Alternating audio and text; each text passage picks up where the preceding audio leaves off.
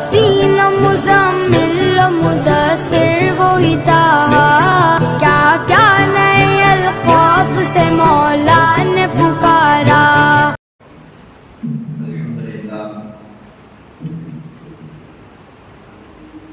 अल्हम्दुलिल्लाह रब्बिल आलमीन वल आक़िबतु लिल मुत्तक़ीन वस्सलातु वस्सलामु अला सय्यिदिल अंबिया'i वल मुरसलीन व अला आलिहि व अस्हाबिहि अजमईन वल मुमिनीना वल मुस्लिमीना कुल्लिहिम अजमईन व मन तबिअहुम बि इहसानिन इला यौमिद्दीन, अम्मा बअद। फ़क़द क़ाल अल्लाहु तबारक व तआला फ़ी कलामिहिल मजीद बअद अऊज़ु बिल्लाहि मिनश शैतानिर रजीम, बिस्मिल्लाहिर रहमानिर रहीम। क़ुल हल यस्तविल लज़ीना यअलमून वल्लज़ीना ला यअलमून, सदक़ल्लाहुल अलीयुल अज़ीम। और नबीना मुहम्मद सल्लल्लाहु अलैहि वसल्लम मन सलक तरीक़न यल्तमिसु फीही इल्मा सहलल्लाहु लहु बिही तरीक़न इलल जन्नह औ कमा क़ाल अला नबीना अलैहि सलातु वस्सलाम।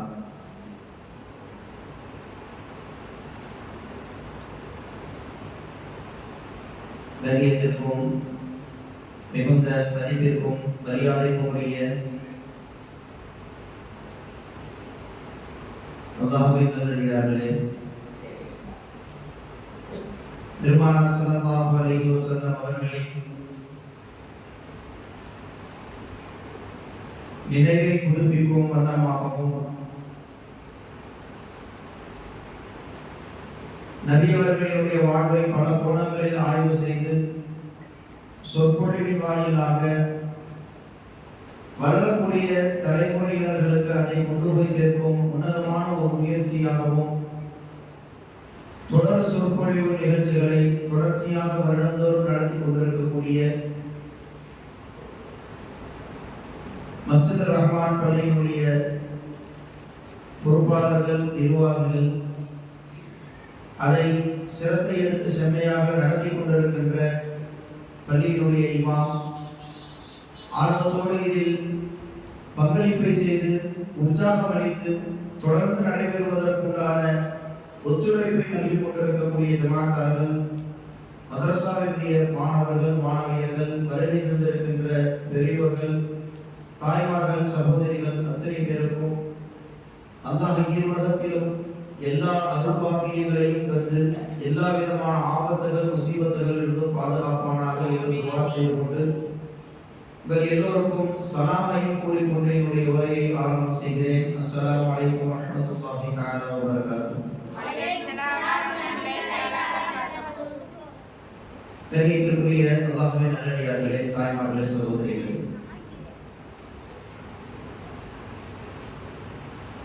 நாயகம் ஸல்லல்லாஹு அலைஹி வஸல்லம் அவர்களுடைய வாழ்வை வருடந்தோறும் நமக்கு கிடைக்கப்பெறுகின்ற 12 நாட்களில் வெவ்வேறு தலைப்புகளாக வடிவமைத்து நபியவர்களை பற்றி விளக்கமாக தெரிந்து கொள்வதையும், சொற்பொழிவுகளின் மூலமாக அதிலிருந்து கேள்வி பதிலாக கேள்விகளை கேட்டு மாணவர்கள் அந்த பயானை கூர்ந்து கவனிப்பதன் மூலமாக நபியவர்களினுடைய வரலாறு மாணவர்களுடைய உள்ளங்களில் ஆழமாக பதிய வேண்டும் என்ற ஒரு மிகப்பெரிய ஏற்பாட்டை தொடர்ந்து நடத்தி கொண்டிருக்கிறோம். அல்லாஹ் தஆலா கியாமத் வரைக்கும் தங்கு தடை இல்லாமல் இந்த அமைப்பு இப்படியே தொடர்ந்து நடைபெறுவதற்குண்டான எல்லா வாசல்களையும் அல்லாஹ் திறந்து கொடுப்பானாக. இன்றைக்கு பெருமானார் ஸல்லல்லாஹு அலைஹி வஸல்லம் அவர்கள் இந்த சமுதாயத்திற்கு ஆற்றிய அளப்பெரும் மார்க்க பணி, மிகப்பெரிய புரட்சி, கல்வி புரட்சி. இன்றைக்கு நமக்கு வழங்கப்பட்டிருக்கின்ற தலைப்பு மார்க்க கல்வியில் ஏற்பட்டிருக்கக்கூடிய பின்னடைவு. பெருமானார் ஸல்லல்லாஹு அலைஹி வஸல்லம் அவருடைய வாழ்க்கையில நபி அவர்கள் வாழும் காலத்துல மார்க்க கல்விக்கு எந்த அளவுக்கு முக்கியத்துவத்தை வழங்கி இருந்தார்கள், அதை எவ்வளவு முனைப்பு காட்டினார்கள், அதை எவ்வளவு ஆர்வப்படுத்தினார்கள், அதற்கு எவ்வளவு முக்கியத்துவம் வழங்கினார்கள் என்பதை எல்லாம் ஞாபகப்படுத்திக் கொள்வதோடு சேர்த்து இன்றைக்கு அதில் ஏற்பட்டிருக்கின்ற குறைபாடு, இன்றைக்கு அதை உருவாக்கி இருக்கின்ற சுணக்கம், அதனால் நமக்கு ஏற்பட்டுக் கொண்டிருக்கக்கூடிய பாதிப்புகள், அதிலிருந்து நாம் நம்மை எப்படி மீட்டி எடுத்துக் கொள்வது என்ற வழிமுறைகளை எல்லாம் குறித்து நாம் ஆழமாக விசாரமாக பேச கடமைப்பட்டிருக்கிறோம். நினைத்திருக்கிற அன்பான அல்லாஹ்வின் நல்லடியார்களே,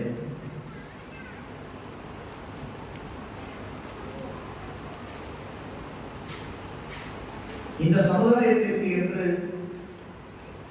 அல்லாஹ் இறக்கி வைத்த முதல் வழி, இந்த சமுதாயத்தை பார்த்தும் இந்த சமுதாயத்திற்கு என்று அனுப்பப்பட்டிருக்கின்ற நபியை பார்த்தும்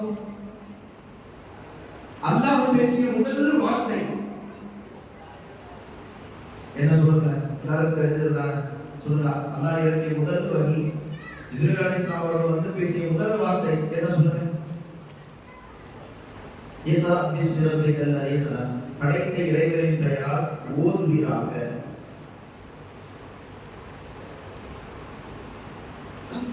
இக்ரா வரப்புக்கல் அக்ரம், ஓதுவீராக, உங்களுடைய இறைவன் மிக கண்ணியமானவர். அல்லதி அல்லம பில் கலம், அடுத்து வரக்கூடிய கண்டென்ட் பூரா முதல் வகையில் இறக்கி வைக்கப்பட்ட முதல் வகையில் இறங்கிய 5 வசனங்களை கொண்ட அந்த தொகுப்பின் மொத்த சாராம்சமும் கல்வியை பற்றியும் மார்க்க ஞானத்தை பற்றியும் மட்டுமே குறிப்பிடக்கூடியதாக இருக்கிறது. அல்லவல் இன்சான மா லம் யஅலம், மனிதனுக்கு அவன் பிறக்கும் போது தெரியாமல் இருந்ததை எல்லாம் பிறகு ஒரு காலத்தில் வளர வளர அவனுக்கு அறிவித்துக் கொடுத்து கொண்டே இருக்கிறானே, அவனுக்கு ஞானத்தை விரிவடை செய்து கொண்டே இருக்கிறானே, அந்த இறைவனின் பெயரால் ஓதுவீராக என்பதை எல்லாம் தொகுப்பாக அல்லாஹ் தஆலா ஆரம்பமாக இந்த சமுதாயத்தை பார்த்து பேசிய வார்த்தை படிப்பை கையில் எடுத்தது. ஓதுதலை, மார்க்க கல்வி படிப்பதை, அல்லாஹ் ரசூலை பற்றி தெரிந்து கொள்வதை கையில் எடுத்தல் என்பதை சொல்லித்தான் இந்த மார்க்கத்தின் நேர்வழிக்கான அஸ்திவாரத்தை அல்லாஹ் உருவாக்குகிறார்.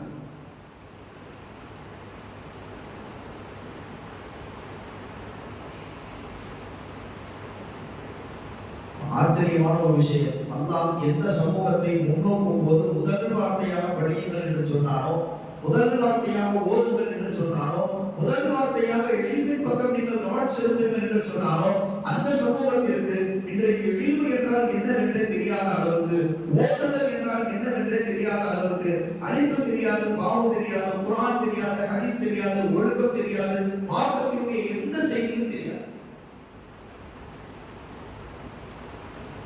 இந்த தலைகீழ் மாற்றத்தை தான் நாம் சரி செய்ய கடமைப்பட்டிருக்கிறோம். 5 வசனங்களுடைய தொகுப்பு ஒட்டுமொத்தமாக ஓதுதலை அடிப்படையாக வைத்து 5 வசனங்களை வழியாக முதல் செய்தியாக இந்த சமூகத்திற்கு வழங்கப்பட்டதற்கு பிறகு பெருமானார் ஸல்லல்லாஹு அலைஹி வஸல்லம் அவர்கள் இந்த சமுதாயத்தை பார்த்து சொன்னார்கள், இன்னமா உழைத்து வாழ்லிமா, நான் ஆசிரியராக அனுப்பப்பட்டிருக்கிறேன், நான் உஸ்தாதாக அனுப்பப்பட்டிருக்கிறேன், பாடம் நடத்தக்கூடிய ஆசிரியராக அனுப்பப்பட்டிருக்கிறேன்.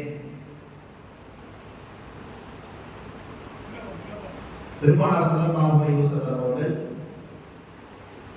இந்த சமூகத்திற்கு தந்த முதல் செய்தியும் அதுதான். அல்லாஹ் இந்த சமுதாயத்தை நோக்கி பேசிய முதல் வார்த்தையும் கல்வியை சார்ந்ததுதான், இல்மை சார்ந்ததுதான். பெருமானார் ஸல்லல்லாஹு அலைஹி வஸல்லம் அவர்கள் இந்த உம்மத்தில் எடுத்துக்கொண்ட முயற்சியில் ஆக முதன்மையான முயற்சி பள்ளிவாசல் கட்டல, தொழுக சொல்லல, நோன்பு கடைபிடிக்க சொல்லல, ஜிஹாதுக்கு கூப்பிடல, வேற எந்த மார்க்கத்தினுடைய செய்தியையும் சொல்லல. ஆரம்பமாக பெருமானார் ஸல்லல்லாஹு அலைஹி வஸல்லம் அவர்கள் எனக்கு வருகின்ற வழியை பிறருக்கு நான் எத்தி வைக்கணும், அல்லாஹ்வை புறத்திலிருந்து எனக்கு வழங்கப்படுகின்ற கல்வி ஞானத்தை பிறருக்கு நான் போதிக்க வேண்டும், அதற்கு ஏற்ற ஒரு பாடசாலையை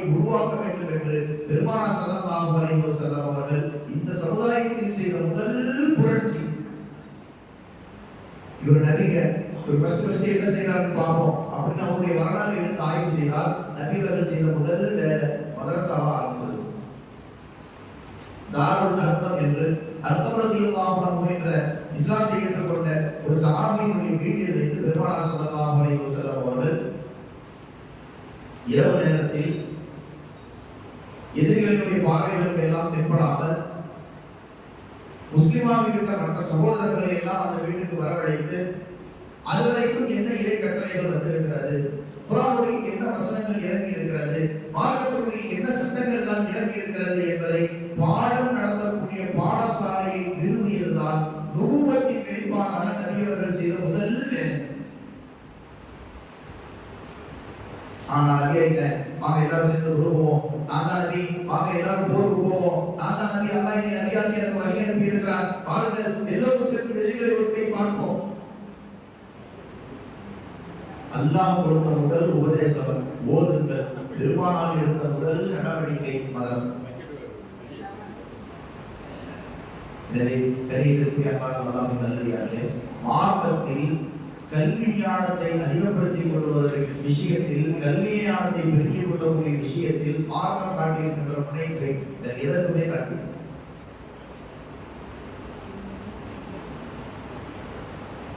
அல்லாஹ் பெருமானார் ஸல்லல்லாஹு அலைஹி வஸல்லம் அவர்களை பார்த்து நபியே இதை கேளுங்கள் என்று சொல்லுகிறார்.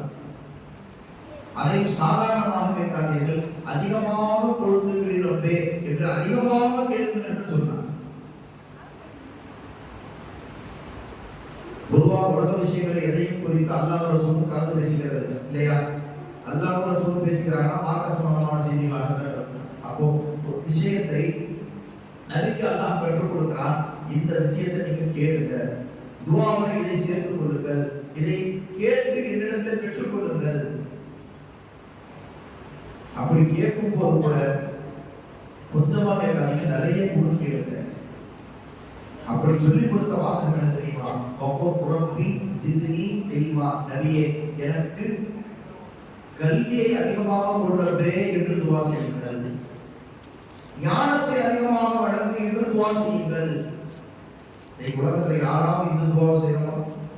யாரெல்லாம் எனக்கு பரக்கத்தை அடையணும், யாரெல்லாம் எனக்கு கம்பெனியில நிறைய வியாபாரத்தை கொடு, எனக்கு கடையில நிறைய பொருளாதாரத்தை கொடு, எனக்கு வீட்டுல நல்ல நிம்மதியை கொடு, உடம்புல நல்ல ஆரோக்கியத்தை கொடு, எனக்கு கல்வியில பரக்கத்தை கொடு, எனக்கு அதிகமான ஞானத்தை கொடுத்து கேட்கிற பழக்கமே இந்த சமுதாயத்திலே இல்லாத அளவுக்கு கல்வி ஞானங்கிற ஒன்று நமக்கு தேவையான ஒரு விஷயங்கிறதே இந்த சமுதாயம் வாழ்ந்துருக்கு.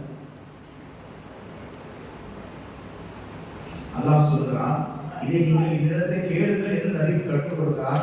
கேட்பதும் குறைவாக இருக்காது, நிறைய பொருள் சேர்த்து கேளுங்க, நிறைய என்ற வார்த்தையை சேர்த்து கேளுங்கள் என்று அல்லாஹ் சொல்லுகிறான். அந்த இடத்தில் அல்லாஹ் குறிப்பிடுகின்ற ஒரு தகவல், எனக்கு கல்வி ஞானத்தை அதிகமாக கொடு என்று என்னிடத்தில் நீங்கள் கேட்டு பெற்றுக் கொள்ளுங்கள் என்று பெருமானார் ஸல்லல்லாஹு அலைஹி வஸல்லம் அவர்களை பார்த்து அல்லாஹ் சொல்லுகிறான் என்றால், சமுதாயம் மார்க்க அறிவை பெற்றுக் கொள்வதில் எவ்வளவு கவனம் காட்ட வேண்டிய கடமைப்பட்டிருக்கிறது என்பதை நாம் உணர்ந்து கொள்ள கடமைப்பட்டிருக்கிறோம்.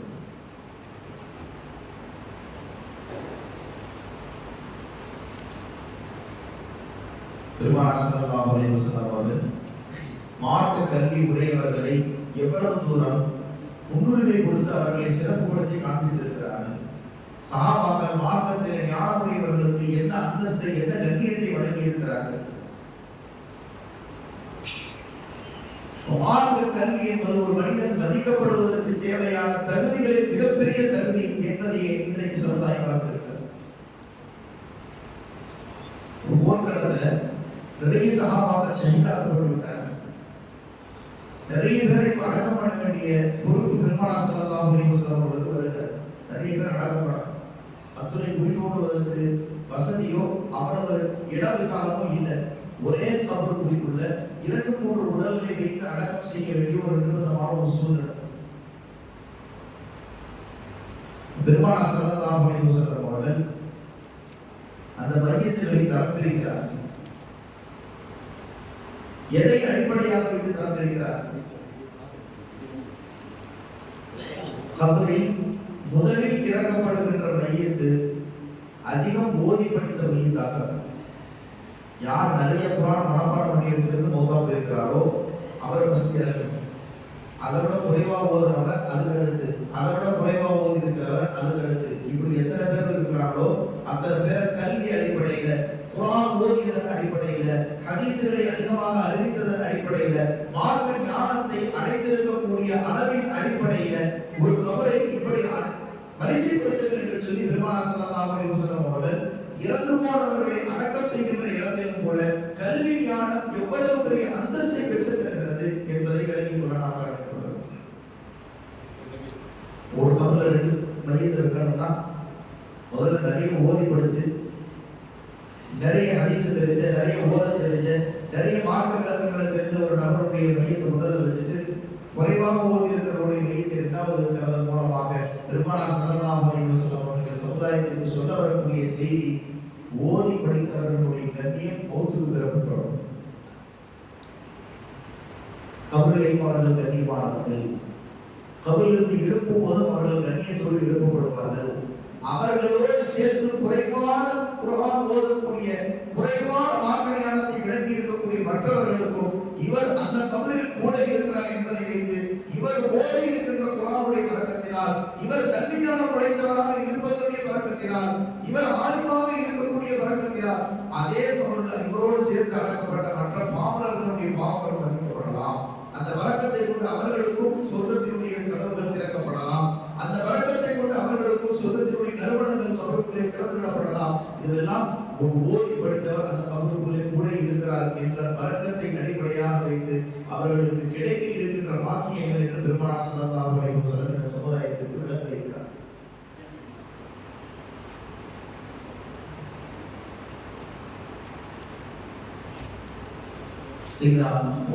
அவருடைய ஆட்சி காலம் ஒரு முக்கியமான ஆலோசனைக்காக வேண்டி பெரும் சஹாபாக்கள் எல்லாம் ஒன்று சேர்க்கப்பட்டிருக்கிறார். நிறைய சஹாபாக்கள் உட்கார்ந்து இருக்கக்கூடிய சபையில வயதில் மிக குறைந்த இப்னு அப்பாஸ் ரலியல்லாஹு அன்ஹு அவர்களும் சபையிலே இடம்பெற்றிருக்கிறார். நிறைய சஹாபாக்கள் மத்தியில் ஒரு சலசலப்பு வந்தது. பெரியவங்க நிறைய 4 விஷயங்களை பேசுற இடத்துல எதுக்கு வயசு குறைஞ்ச ஒருத்தர் உட்கார வச்சிருக்கீங்க, அவரை வெளியே அனுப்பிட்டோம்னா நம்ம கொஞ்சம் ரிலாக்ஸாக பேசலாம்.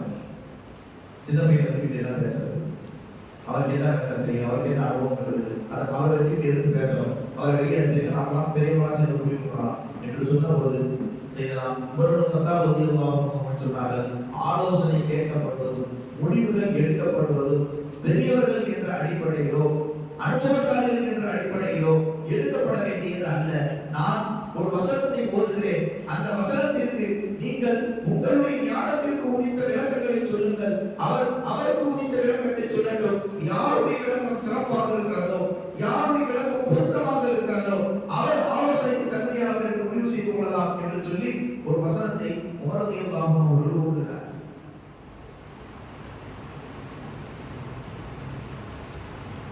பெருமானார் ஸல்லல்லாஹு அலைஹி வஸல்லம் அவருடைய வாழ்நாட்களினுடைய கடைசி நேரத்திலே இறங்கிய ஒரு வசனம். அதில் நபி அவர்களுக்கு அல்லாஹ் தஆலா நிறைய வாக்கியங்களை வழங்கி இருப்பதாக வாக்குறுதிகளினுடைய வார்த்தைகள் அடங்கி இருக்கக்கூடிய ஒரு வாசகம். அது ஓதின உடனே மற்ற பெரும் சஹாபாக்கள் எல்லாம் அல்லாஹ் நபியை பாராட்டி சொல்றான். நபி இத்தனை காலமாக செய்த சேவைகளுக்கு எல்லாம் அல்லாஹ் கடைசி காலத்தில் பாராட்டும் வண்ணமாக சில அன்பளிப்புகளை வழங்குவதாக, சில நன்மைகளை பெருமானார் ஸல்லல்லாஹு அலைஹி வஸல்லம் அவர்கள் வழங்குவதாக வாக்குறுதி அளித்து இந்த வசனத்தை இறக்கியிருக்கிறார். கடைசியாக இப்னு அப்பாஸ் ரலியல்லாஹு அன்ஹு அவர்கள் இந்த வசனத்திற்கு என்ன பொருள் என்று கேட்டபோது இப்னு அப்பாஸ் ரலியல்லாஹு அன்ஹு அவர்கள் சொன்னார்கள், இந்த வசனத்தில் அல்லாஹ் பெருமானார் ஸல்லல்லாஹு அலைஹி வஸல்லம் அவருடைய ஆயுள் முடிய போகிறது என்பதை உணர்த்துகிறான்.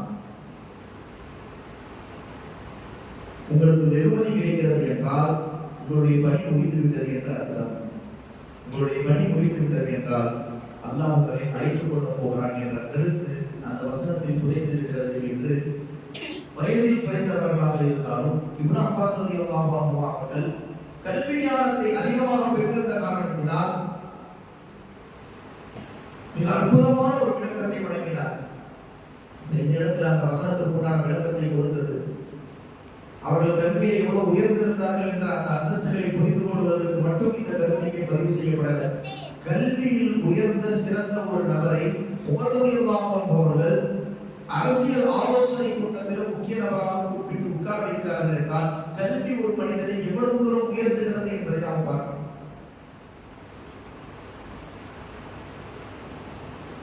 இப்படியெல்லாம் கல்வி ஞானத்தை அடிப்படையாக வைத்து அல்லாஹ் தஆலாவிலிருந்து பெருமானார் ஸல்லல்லாஹு அலைஹி வஸல்லம் அவர்களிலிருந்து சஹாபாக்களிலிருந்து எல்லோருமே கல்வி ஞானத்தை அடிப்படையாக வைத்து நம்மை அடையாளப்படுத்தக்கூடிய அந்த சூழ்நிலைகளை நாம் பார்க்கிறோம்.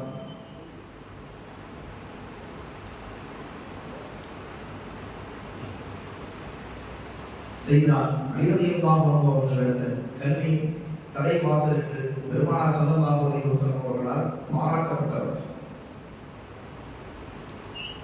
அலி ரலியல்லாஹு அன்ஹு அவர்களிடத்தில் ஒரு குழு வருகிறது.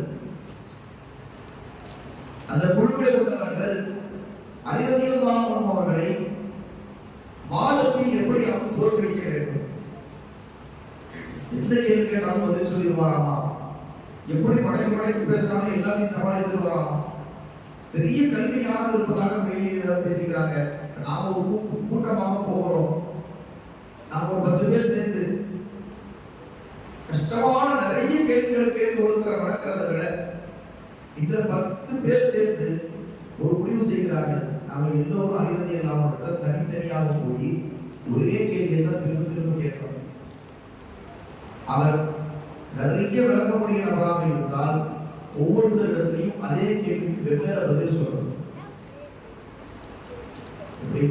ஒரே கேள்வி, ஒரு கேள்விக்கு ஒரு பதில் சொல்றதே பெரிய கலப்புற காரியம். ஒரு கேள்விக்கு ஒரு பதில் சொல்றதே பெரிய விஷயம். பரீட்சையில ஒரு கேள்வி கேட்டு 4 பதில் கொடுத்துருப்பான். அந்த 4 பதிலையும் படிச்சுட்டு அதுல எது சரியான பதில் கண்டுபிடிக்கிறதே பெரிய தகவல் இல்லையா? ஒரு கொஸ்டின் கொடுத்து 4 ஆப்ஷன் கொடுத்துருப்பாங்க, A, B, C, D. அதுல எது சரியா அதை டிக் மட்டும் பண்ணணும். ஒரு கேள்விக்கு 4 பதில் கொடுத்து அதுல எது சரியான பதில் கேள்வி கேட்டா அந்த சரியான ஆப்ஷனை டிக் பண்றதுக்கே யோசனையாக இருக்கக்கூடிய இந்த காலத்துல அலி ரலியல்லாஹு அன்ஹு ஒரு நபர், ஒரு கூட்டமாக சில நபர்கள் போய் இப்படி ஒரு ஐடியாவோட போறாங்க. என்ன ஐடியா? அவங்க போய் ஒருத்தரும் ஒரே கேள்வியை தான் திரும்ப திரும்ப கேட்கணும். ஒருத்தர்கிட்ட சொன்ன பதிலேயே அவர் இன்னொருத்தர்கிட்ட சொல்றாருன்னா அவருக்கு சரக்கு தீர்ந்து போச்சுறாரு. அவரிடத்துல ஐட்டம் காலி ஆயிடுச்சு, இதுக்கு மேல அவரிடத்துல விளக்கம் இல்லைன்னு அர்த்தம். எத்தனை பேர் ஒரே கேள்வி திருப்பி கேட்டாலும் அந்த ஒவ்வொரு கேள்விக்கும் ஒவ்வொரு நபரிடத்திலும் வெவ்வேறு பதில் அவர் சொல்லிக்கொண்டே இருக்கிறார் என்றால், ஒரே கேள்விக்கு ஒரு நபரால் 10 விதமாக பதில் சொல்ல முடிகிறது என்றால் அவர் எவ்வளவு பெரிய அறிவாளியாக இருப்பார் என்பதை நாம் பரிசோதித்து பார்க்க வேண்டும் என்ற ஒரு எண்ணத்திலேயே ஒரு சில நபர்கள் அலி ரலியல்லாஹு அன்ஹு போறார். அலி ரலியல்லாஹு அன்ஹுடைய அறிவு எவ்வளவு விசாலமானது என்பதை இந்த சம்பவம் உணர்த்த போகிறது. அது வேற விஷயம். இதுல நாம தெரிந்து கொள்ள வேண்டிய இன்னொரு செய்தி என்ன இருக்கிறது தெரியுமா? இவர்கள் கேட்ட கேள்வி இருந்து நமக்கு ஒரு மிகப்பெரிய பாடம் இருக்கிறது. அந்த 10 பேர் சேர்ந்து முடிவு செய்த கேள்வி,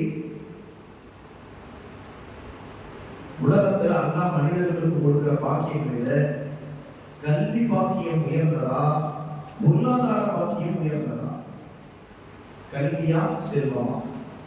இந்த கேள்வியை நாம ஒவ்வொருத்தரா போய் கேட்டுக்கிட்டே இருப்போம். அலியே கல்வி பெருசா, சொத்து பெருசா? அலியே பொருளாதாரம் பெருசா, படிப்பு பெருசா? திரும்ப திரும்ப இதே கேள்வி கேட்கும். ஒவ்வொரு தடவையும் ஒவ்வொருத்தருக்கும் வெவ்வேறு காரணத்தோட ஒரே பதிலை திரும்ப சொல்லணும். முதல்ல ஒருத்தர் போனா, அலியே எனக்கு ஒரு சந்தேகம், சொல்லுங்க. உலகத்தில் அல்லாஹ் மனிதர்களுக்கு கொடுக்கிற பாக்கியங்களிலேயே கல்விங்கிறது பெரிய பாக்கியமா, பொருளாதாரங்கிறது பெரிய பாக்கியம்? மனிதர்கள் சொன்னாங்க கல்விதான் பெரிய பாக்கியம். எப்படி சொல்றீங்க?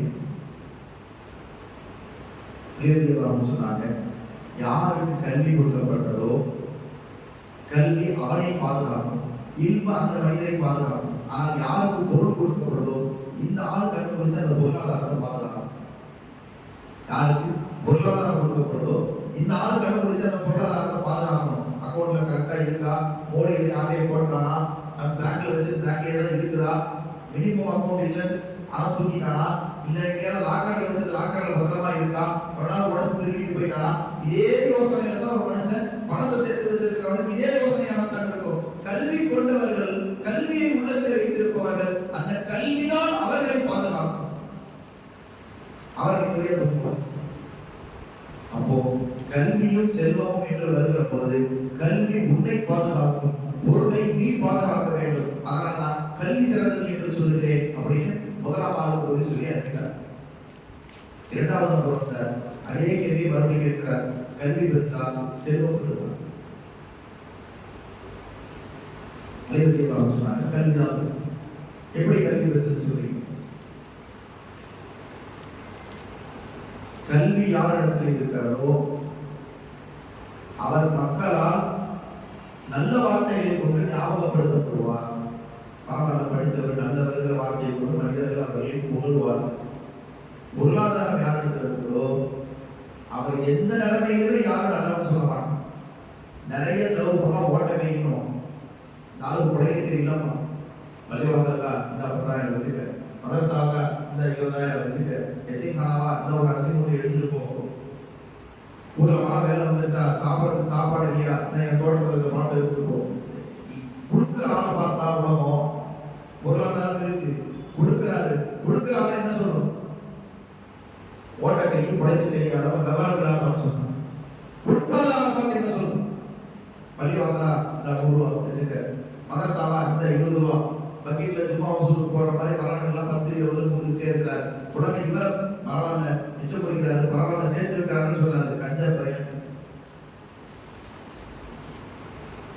பொருளாதாரம் யாரிடத்தில் இருக்குதோ அவர் செலவு செஞ்சாலும் அவருக்கு கெட்ட பேர், அவர் செலவு செய்யாமல் இறுக்கி பிடிச்சாலும் அவருக்கு கெட்ட பேர். கல்வி யாரிடத்தில் இருக்கிறதோ அது அவருக்கு எல்லா நிலையிலும் நற்பெயரைத்தான் ஏற்படுத்தி தரும். ஆலயம் சார்ந்த கண்ணியமா கூப்பிடுவாங்க, அதற்கு அழகான வார்த்தையை சொல்லி கூப்பிடுவாங்க. அதனால் கல்வி நற்பெயரை ஏற்படுத்தும். பொருளாதாரம் இழிவை தவிர வேற எதையும் பெற்று தராது. அதனால கல்வி சிறந்தது. மூணாவது வந்தார். அடியே கல்வி சிறந்ததா பொருளாதாரம் சிறந்ததா?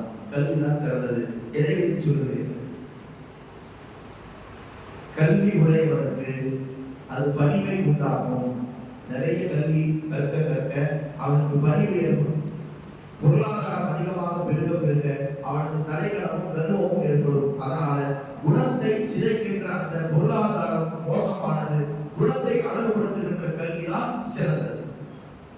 நாலாவது அதே கேள்வி, அதே பதில். அவர் ஆதாரத்தை, அவர் காரணத்தை கேட்கிறார். அழுதியதாக சொன்னார்கள், பொருளாதாரம் இருக்கே இது செலவு செய்ய குறையும். 1 லட்சம் ரூபாய் வச்சிருந்தாரு, ஒருத்தர் கேட்ட உடனே 1000 ரூபாய் கொடுத்தாருன்னா குறையுது. ஒரு தேவைக்கு எடுத்து யூஸ் பண்ணாருன்னா குறையுது. கல்வி இருக்கே நீங்க கொடுக்க கூடும். ஒருத்தர் சந்தேகம் கேட்டா நாம பதில் சொல்லும் போது சந்தேகம் கேட்டவருக்கு அந்த சந்தேகம் தெளிவாகிறத விட சொல்லி கொடுத்தவருக்கு அவருடைய கல்வி தரம் இன்னும் ஒரு ஸ்டெப் உயரும்.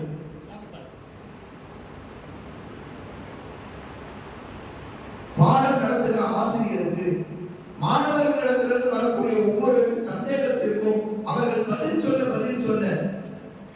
இப்படியெல்லாம் இந்த கல்வியில கேள்வி கேட்கறதுக்கு இடப்பாடு இருக்குதா? இப்ப இந்த சந்தேகத்துக்கு நம்ம விடையை கண்டுபிடிக்கவே திடீர்னு ஒரு போர்டு ஏதாவது எழுதி போட்டு பாடம் நடத்திட்டு இருப்போம். இது இப்படி இருக்கே, இதுக்கு ஏதாவது விளக்கம் இருக்குதான்னு கேட்டா நாம போய் ஒரு புத்தகம் எடுத்து பார்ப்போம். இதுக்கு விளக்கம் இருக்குதா, உண்மையிலேயே இப்படி ஒரு சந்தேகம் இருக்குதா, இப்படி ஒரு குறை இருக்குதா, அதை எப்படி சரி செய்யறது, அந்த குறைக்கு என்ன தீர்வு இருக்குது, அந்த மிச்ச மீதிக்கு என்ன மார்க்கத்தில் சொல்லி தரப்பட்டிருக்கிறது என்று நம்ம தேட கல்வியை செலவு செய்ய அது அதிகரித்துக் கொண்டே போகும். பொருளாதாரத்தை செலவழிக்க அது காலியாகி கொண்டே போகும். அடுத்ததாக ஒருத்தர் வந்து கேட்டார், கல்வியா பொருளாதாரமா? கல்விதான் பெருசு. எதை சொல்லுது? கல்வி எத்தனை நாளைக்கு பயன்படுத்தாம வச்சிருந்தாலும் கெட்டு போகாது, அழிஞ்சு போகாது. பொருளாதாரத்தையோ அல்லது வேற காசு பணத்தையோ பூட்டி வச்சிருந்தீங்கன்னா அழிஞ்சு போகும். செலவழிச்சாலும் காலியா போகும். செலவழிக்காம பெட்டிக்குள்ளேயே வச்சு பூட்டி வச்சிருந்தா கரையா அழிஞ்சு தீங்கும். வீணா மண்ணோட ஒன்னா போகும். யாருக்கும் பிரயோஜனம் இல்லாமல் வக்கி போகும். பொருளாதாரத்தை என்ன செய்ய முடியாது, வச்சுக்கிட்டு நல்ல பேர் வாங்க முடியாது. செலவழிக்க காலியாகி கொண்டே இருக்கும். செலவழிக்காம பூட்டி வைக்கலாம்னா பூட்டி வச்சா பத்திரமாவும் இருக்காது. என்ன வாங்கும்? பூட்டி வைத்திருந்தால் நகையாக இருந்தால் இது போகும், பணமாக இருந்தால் கரையாக அரித்து தீட்டு காலியாகி போகும், பொருளாக இருந்தால் மக்கி மண்ணோட மண்ணாக போகும். பொருளாதாரம் எப்படியாவது அழிவை நோக்கி நகர்ந்து கொண்டே இருக்கும். கல்வி எப்போதும் தேங்கி நின்று கொண்டே இருக்கும். இப்படி பல காரணங்கள் சொல்லி அல்லதியல்லாஹு அவர்கள் வந்த எல்லா இடத்திலும் சொல்லி காண்பித்த ஒரே தகவல், நீங்க உலகத்தை எதை கொண்டு வந்து கல்வியோடு ஒப்பீடு செய்து பார்த்தாலும், எத்துணை கோணத்தில் ஆய்வு செய்து பார்த்தாலும், கல்விதான் இருக்கின்ற பாக்கியங்களிலேயே ஆக உயர்ந்த பாக்கியமாக வென்று நிற்கும். அதனால் கல்வியை கையில் எடுங்கள் என்று அல்லதியல்லாஹு அவர்கள் மிக தெளிவான ஆதாரங்களோட நிறைய செய்திகளை பதிவு செய்திருக்கிறார். கவிதை தொகுப்புகளில அல்லதியல்லாஹு அவர்கள் பாடிய கவிதை தொகுப்புகளில ஒரு கவிதையினுடைய வரி அரபு மதரசாக்களில் மிக அதிகமாக புழக்கத்தில் இருக்கக்கூடிய ஒரு கவிதை வரி, ரதீனா கிஸ்மத்தல் ஜப்பாரி ஃபீனா லடா இல்முன் வலில் ஜுஹாலி மாலு. அல்லாஹ்வுடைய பங்கீட்டை நாங்கள் பொருந்திக் கொண்டோம். ரதீனா கிஸ்மத்தல் ஜப்பாரி, அல்லாஹ்வுடைய பங்கீட்டை நாங்கள் பொருந்திக் கொண்டோம். லடா இல்முன், அல்லாஹ் எப்படி உலகத்தினுடைய பாக்கியத்தை எப்படி பங்கு வைத்திருக்கிறான் பாருங்கள். அந்த பங்கு வைக்கக்கூடிய முறையை நாங்கள் பொருந்திக் கொண்டோம் என்று அல்லதியல்லாஹு அவர்கள் புகழ்ந்து சொல்லுகிறார்கள். லடா இல்முன் வலில் ஜுஹாலி மாலு, இல்ம முஸ்லிம்களுக்கு கொடுத்துட்டாங்க. இல்ம அல்லாஹ் மற்ற எல்லா குப்பைகளையும் அல்லாஹ் ஜாஹில்களுக்கு கொடுத்து விட்டான். உலகத்துல இல்மை தவிர மீதி உள்ள எல்லாவற்றையும் குப்பை இருக்கிறார். எல்லாத்தையும் தூக்கி ஆகாதவர்களுக்கு அல்லாஹ் கொடுத்துட்டான். கல்விங்கிற உயர்ந்த செல்வத்தை அல்லாஹ் முஸ்லிம்களுக்கு கொடுத்திருக்கிறானே, இந்த செல்வத்தை எங்களுக்கு அல்லாஹ் கொடுத்ததுல இப்படி ஒரு பங்கீட்டை செய்ததுல எது மதிப்பானதோ அதை நமக்கு கொடுத்து விட்டு, எது மதிப்பில்லாததோ அதை ஜாஹில்களுக்கு, அறிவற்றவர்களுக்கு, தேவையில்லாதவர்களுக்கு, பாவிகளுக்கு அல்லாஹ் கொடுத்து முடித்திருக்கானே, இந்த கணக்கு எங்களுக்கு ரொம்ப பிடித்திருக்கிறது என்று அல்லதியல்லாஹு அவர்கள் கல்வியை குறித்தவர்களான தங்களுக்கு கல்வி கிடைத்ததை நன்றி கூறும் விதமாக அற்புதமான ஒரு கவிதையை படிப்பார்.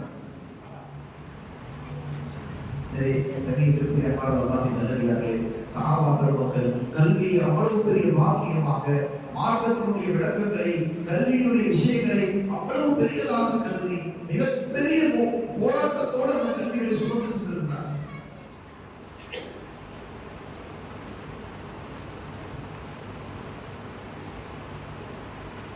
எல்லா நிலைகளிலும் கல்வி கற்பதை அவ்வளவு ஆழமான பிடிப்போடு அவர்கள் கடைபிடித்து வந்தார். பெருமானார் ஸல்லல்லாஹு அலைஹி வஸல்லம் அவர்கள் சொல்வார்கள், உத்துலுபுல் இல்ம வலவ் பிஸ்ஸீன், சீன தேசம் சென்று படிக்க வேண்டிய நிலை வந்தாலும் அவ்வளவு சிரமப்பட்டாவது போய் படித்து கல்வியை பெற்று வைத்துக் கொள்ளுங்கள், கல்வியை படித்து வைத்துக் கொள்ளுங்கள் என்று பெருமானார் ஸல்லல்லாஹு அலைஹி வஸல்லம் சொன்ன சொல்லுங்க. சஹாபாக்கள் மக்கள், இமாம்கள், உலமாக்கள், முஹத்திஸீன்கள் எத்துணை தூர பயணங்களை எல்லாம் செய்து, பெரும் பெரும் போராட்டங்களை எல்லாம் சந்தித்து, பெரிய அர்ப்பணிப்புகளை எல்லாம் செய்து, மார்க்கத்துடைய கல்விகளை எல்லாம் கற்று ஒன்று திரட்டி வைத்தார். நம்முடைய முன்னோர்கள் அவ்வளவு அர்ப்பணிப்புகளை, அவ்வளவு வாழ்க்கையை இழந்து, பொருளை இழந்து, நேரத்தை இழந்து, தங்களுடைய வாழ்வாதாரத்தை இழந்து மார்க்கத்துடைய கல்விகளை ஒன்று சேர்த்து வரக்கூடிய சமுதாயத்தினரை விளங்கிக் கொள்வதற்காக குர்ஆனுடைய விளக்க உரைகள், ஹதீஸுடைய விளக்க உரைகள், மார்க்க சட்டத்தினுடைய சட்டங்களை நூல்கள் என்று எல்லாவற்றையும் தொகுத்து ஒரு அரும்பாடுபட்ட மார்க்கத்தினுடைய ஒரு பெரும் தொகுப்பை உருவாக்கி வைத்திருக்கிறார்கள். அந்த தொகுப்பிலிருந்து இன்றைக்கு சமுதாயம் எதை பயன்படுத்துகிறது? மார்க்கத்துடைய கல்வி என்பது மிகப்பெரிய கடல். அந்த கடலில் இருந்து இன்றைக்கு சமுதாயம் எதை பயன்படுத்துகிறது? யஸ்ஸல் குர்ஆன், அல்லாஹ் ஜூஸ் குர்ஆன் போடுறது. இன்றைக்கு சமுதாயத்திற்கு தெரிந்த மார்க்கத்தினுடைய கிதாபுகள் என்றால் 3 தான். என்னங்க? யஸ்ஸல் குர்ஆன், அல்லாஹ் ஜூஸ் குர்ஆன். யஸ்ஸல் குர்ஆன் ஓதிட்டாரு, இப்ப அல்லாஹ் ஓதிக்கிறார். அல்லாஹ் முடிச்சிட்டாரு, குர்ஆன் ஓதிக்கிறார். 10 ஜூஸ் ஓதிட்டார், 15 ஜூஸ் ஓதிட்டார், முடிக்க போறார். குர்ஆன் 30 ஜூஸ் ஓதி முடிச்ச உடனே இவர் மார்க்கத்தை முழுமையா படிச்சு முடிச்சிட்டாருன்னு மாசாவுக்கு பாட்டு. மார்க்கத்தினுடைய கல்வி என்பது கடலை விட பெரியது. அவ்வளவு ஆழமான விஷயங்கள் மார்க்கத்திலே புதைந்திருக்கிறது. அத்துணை விஷயங்களையும் எல்லாவற்றையும் தவிர்த்து கடைசி 3 கிதாபுல வந்து நீங்க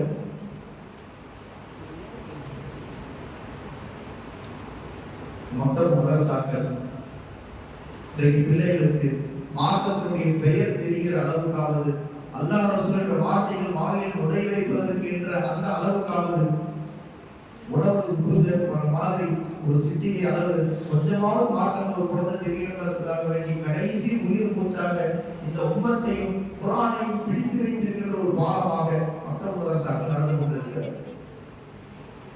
ஆபத்து என்னன்னா, இன்றைக்கு உள்ள பள்ளிக்கூடங்கள் கல்வி நிறுவனங்களுடைய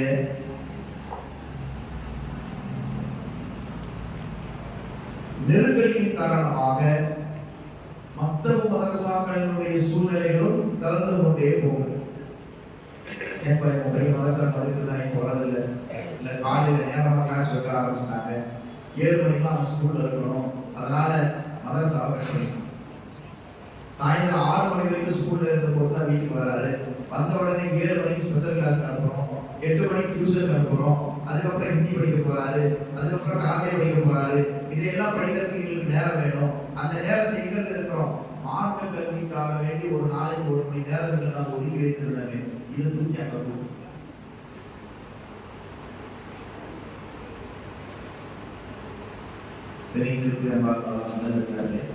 உலகத்தினுடைய கல்விக்கு எதிராகவும் பிள்ளைகளுடைய படிப்பு விஷயத்துல அவர்களை படிக்க விடாமல் தடுப்பதும் நம்முடைய அர்த்தமோ நோக்கமோ அல்ல. ஆனால் மார்க்க கல்வியை படிப்பதற்கு என்று நம்முடைய சமுதாயத்தில் ஒரு நடைமுறை இருக்கிறது. காலை மாலை மதரசாக்களின் வாயிலாக குர்ஆன் ஓதி கொடுப்பது மட்டும் மதரசாவுடைய நோக்கம் அல்ல. மக்கள் மதரசாவுக்கு வருவதற்கு உண்டான தேவை குர்ஆன் ஓதுதல் என்பது மட்டுமல்ல. மார்க்கத்தினுடைய கல்வியை படிக்கும் பொழுதுதான் ஒரு மனிதனிடத்துல அவன் மனிதனாக இருப்பதற்கு தேவையான ஒழுக்கம் வரும். இந்த ஒழுக்கத்தை துனியாவில் உள்ள எந்த கல்வியை படிச்சு பெற முடியாது.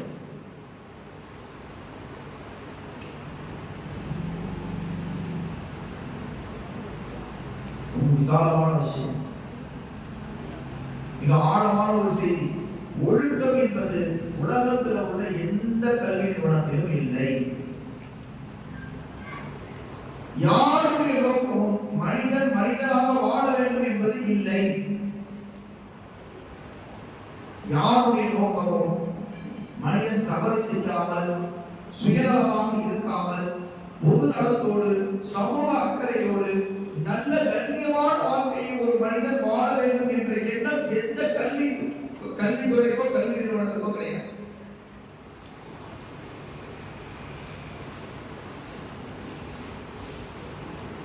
எவ்வளவு பெரிய இன்ஸ்டிடியூட்டாக இருக்கும், எவ்வளவு பெரிய யூனிவர்சிட்டியாக இருக்கும், எவ்வளவு பெரிய காலேஜாக இருக்கும், எவ்வளவு பெரிய ஸ்கூலாக இருக்கும், அவனுடைய நோக்கம் ரிசல்ட் மட்டும்தான். நீ எப்படி வேண்டுமானாலும் இருக்கும், எதை வேண்டுமானாலும் சாப்பிடு, எதை வேண்டுமானாலும் குடி, எப்படி வாழ்ந்துட்டு போ. பரீட்சை நேரத்தில் நல்லா படிச்சு பரீட்சையை நல்லா எழுதி மார்க் வாங்கி கொடுத்துட்டா எங்க கடமை முடிஞ்சு போச்சு. இதுதான் உலகத்தில் உள்ள எல்லா கல்வியினுடைய சாராம்சம். நாங்கள் ஒரு பாடத்திட்டம் வச்சிருப்போம், நாங்கள் ஒரு பாட சூழ்நிலையும் வச்சிருப்போம். அதை நீ படிக்கணும், படிச்சு மனப்பாடம் பண்ணணும், மனப்பாடம் பண்ணி பரீட்சை எழுதணும், பரீட்சையில மார்க் வாங்கணும், எங்களுக்கு டாட்டா காமிச்சு நீ பாட்டு போயிட்டே இருக்கு. அதோட உனக்கும் சம்மந்தம் இல்லை, எனக்கும் சம்மந்தம் இல்லை. நீ அதுக்கு பிறகு போய் திருடினாலும் எங்களுக்கு பிரச்சனை இல்லை, அதுக்கு பிறகு போய் நீ கொள்ளையடிச்சாலும் எங்களுக்கு பிரச்சனை இல்லை, அதுக்கு அப்புறம் போய் நீ கஞ்சா குடிச்சாலும் எங்களுக்கு பிரச்சனை இல்லை, அதுக்கு அடுத்து போய் நீ சிகரெட் குடிச்சாலும் எங்களுக்கு பிரச்சனை இல்லை. மார்க் மட்டும் வாங்கிட்டு எங்களுக்கு நல்ல பேர் வாங்கி கொடுத்துட்டு போயிட்டு. துனியாவில் ஒரே ஒரு இடம் மட்டும்தான். நீ மார்க் வாங்கி எனக்கு நல்ல பேர் வாங்கி கொடுக்கணும்னு அவசியம் இல்லை. நீ வெளியே போய் நீ நல்லவனா இருக்கணும்.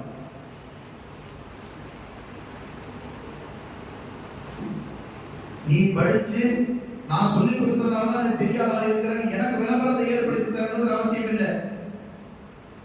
நீ படித்ததை வைத்து நீ திருடாமல் இரு, நீ படித்ததை வைத்து நீ ஹராமானதை சாப்பிடாமல் இரு, நீ படித்த புரிதலை வைத்து நீ விலகிக் கொண்ட விளக்கத்தை வைத்து சமூகத்தில் எந்த தீமைக்கும் உன்னை நீ ஆட்படுத்திக் கொள்ளாமல் ஒழுக்கமாக இரு. இது மட்டும்தான் உன்னிடத்திலிருந்து நாங்கள் எதிர்பார்க்கிறோம் என்ற சொல்லக்கூடிய ஒரே ஒரு இடம் மதரசா.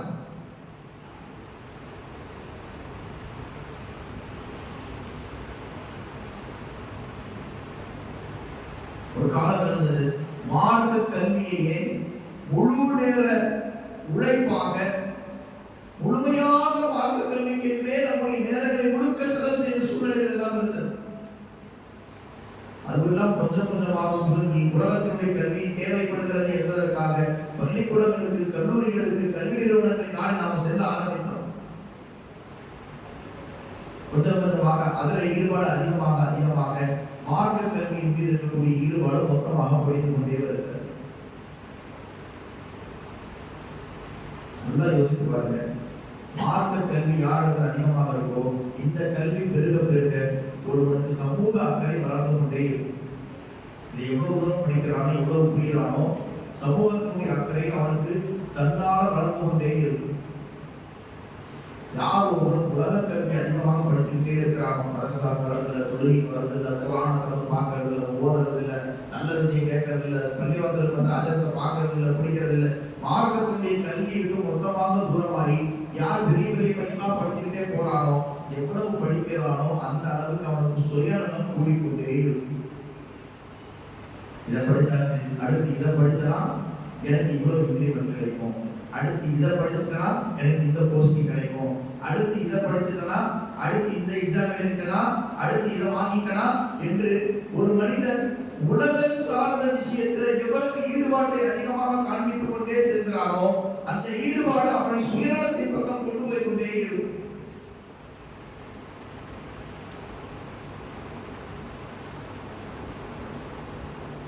ஒரு மனிதன் மார்க்கத்தில் எவ்வளவு ஈடுபட்டுக் கொண்டே இருக்கிறானோ, மதரசாவில், பள்ளிவாசல்ல, உலமாக்களுடைய தொடர்புல, நல்லவர்களுடைய தொடர்புல, இந்த சூழ்நிலைகளில் தன்னை எவ்வளவு ஈடுபடுத்திக் கொள்கிறானோ பொது நலனும் அக்கறையும் அதிகரித்துக் கொண்டே இருக்கும்.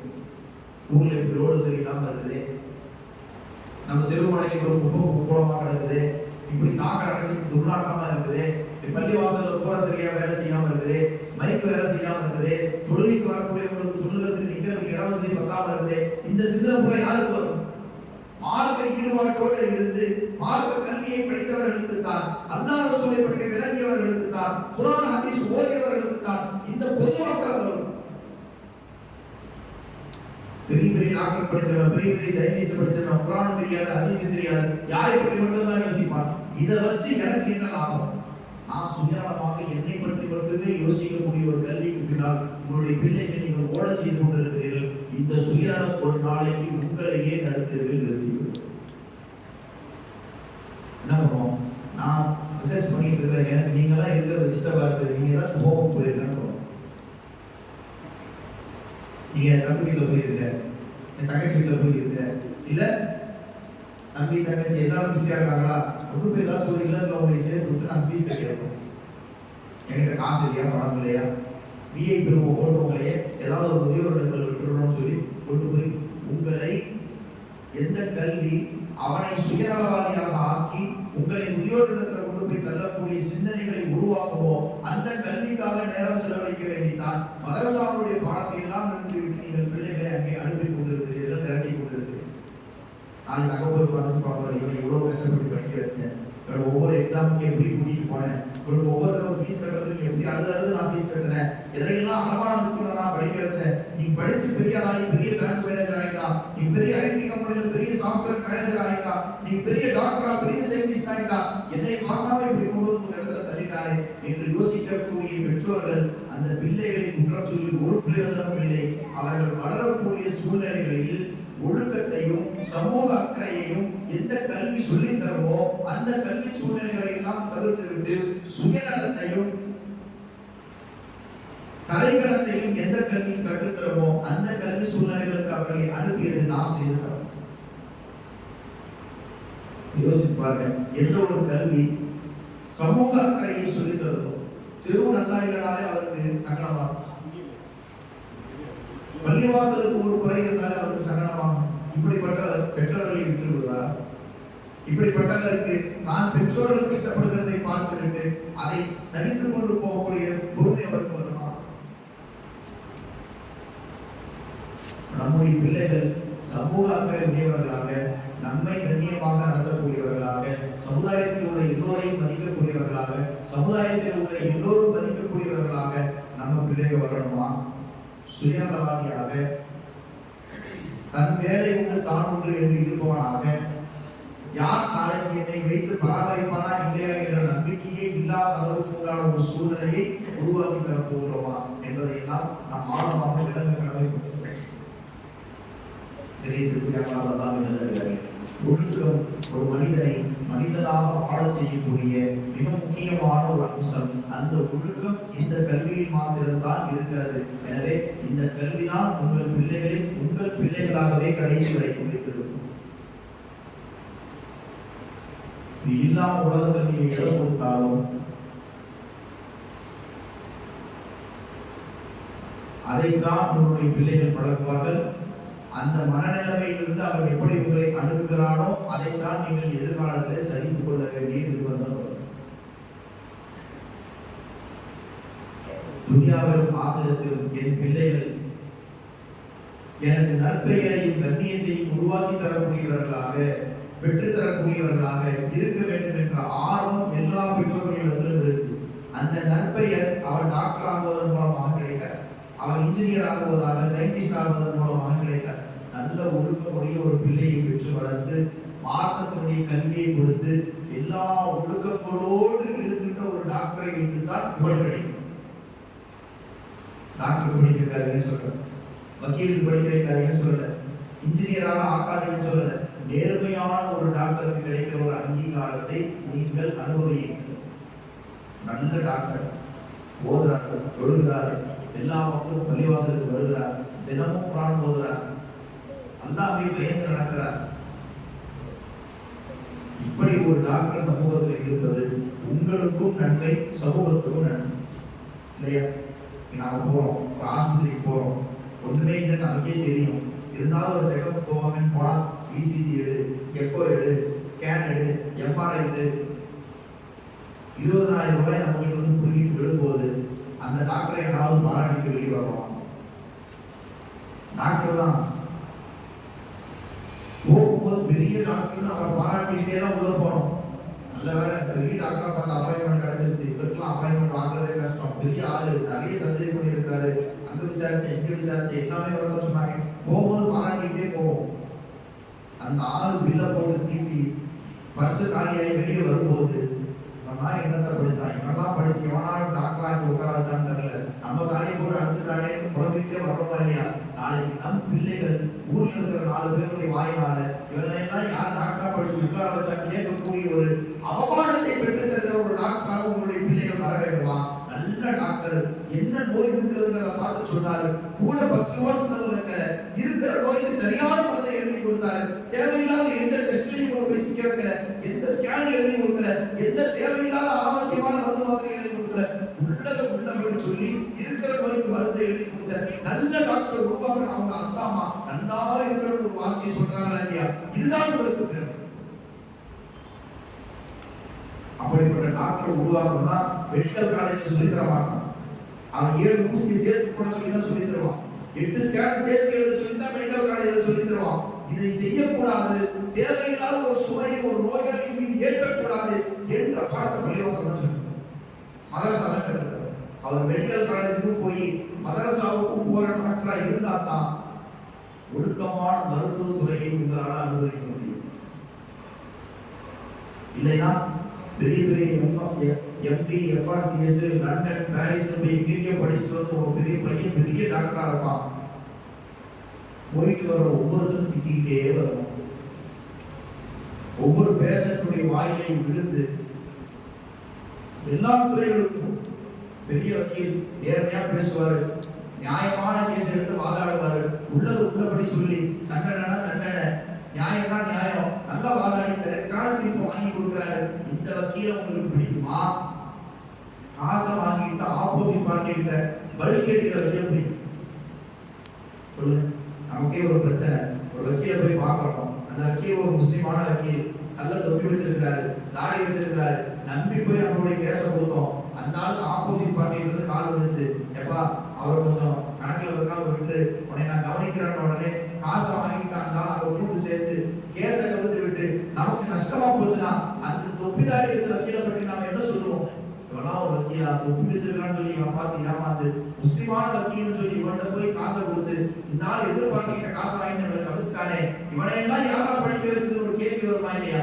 அந்த கேள்வி நம்மை நோக்கி வரக்கூடாது என்றால் ஒழுக்கமாக கோர்ட்டுக்கும் போகிற லா காலேஜுக்கும் போகிற மதரசாவுக்கும் வரக்கூடிய ஒரு வக்கீலை நம்ம உருவாக்கணும். அல்லாஹ் ரசூலுக்கு பயந்து இருப்பதை இருப்பதாக சொல்லி இல்லாததை இல்லை என்றே வாதிட்டு நியாயமான தீர்ப்பை பெற்று தரக்கூடிய வக்கீல் உங்க கேஸுக்கு கிடைச்சா உங்களுக்கு எவ்வளவு லாபமோ இருக்கிற எல்லா வக்கீலும் அப்படி இருந்துட்டா சமுதாயத்துக்கு எவ்வளவு பெரிய லாபம். அதை உருவாக்க வேண்டும் என்றால் ஒவ்வொரு துறையை சார்ந்தவர்களும் அந்த துறையை தான் சம்பாதிப்பதற்கு எப்படி பயன்படுத்துவது என்று யோசிக்கக்கூடிய சுயநலமான மனநிலைமையிலே இருந்து அந்த படிப்புகளை அணுகுவதை விட என்னுடைய படிப்பு என் குடும்பத்திற்கு எனக்கு என்னுடைய பிள்ளைகளுக்கு மட்டுமல்லாமல் மொத்த சமுதாயத்துக்கும் பயன் தரக்கூடிய வகையில அதை நான் சரியாக பயன்படுத்தக்கூடிய வழிகளை கற்றுத்தருகின்ற மதரசாக்களும் மார்க்க கல்வியும் சேர்ந்து கிடைக்கின்ற எல்லா கல்வியும் உங்களுக்கும் நற்பெயரை உருவாக்கும், உங்களுடைய பிள்ளைகளுக்கும் அது நல்ல பெயரை உருவாக்கும். துனியாவிலும் நீங்கள் கண்ணியமாக இருப்பீர்கள், ஆகிரத்திலும் இதை கொண்டு உங்களுக்கு கண்ணியம் கிடைக்கும். ஒரு ஓதி படித்த நல்ல டாக்டர் மருத்துவ சேவையை செய்யக்கூடிய எல்லா நல்ல காரியங்களுக்கும் அவருக்கும் நன்மையும் கிடைக்கும், பாராட்டும் கிடைக்கும், 10 பேருடைய துவாவும் கிடைக்கும். மறுமையிலையும் அல்லாஹ் அவரை கண்ணியமாக நடத்துவார். அவருக்கு மருத்துவ கல்வியையும் கொடுத்து மார்க்க கல்வியையும் கொடுத்த பெற்றோர்களை கிரீடமணிவித்து அல்லாஹ் கண்ணியப்படுத்துவார். ஒரு போலி டாக்டர் உருவாக்கியோ ஒரு ஃப்ராடு டாக்டர் உருவாக்கியோ யார் கிட்னியாவது அவன் அறுத்து விட்டாலோ யார் கண்ணையாவது நோண்டி கடத்தினாலோ இவன் செய்கிற எல்லா பித்தலாட்டங்களுக்கும் இவருடைய பெற்றோர்களும் நரகத்தில் தண்டிக்கப்படுவார்.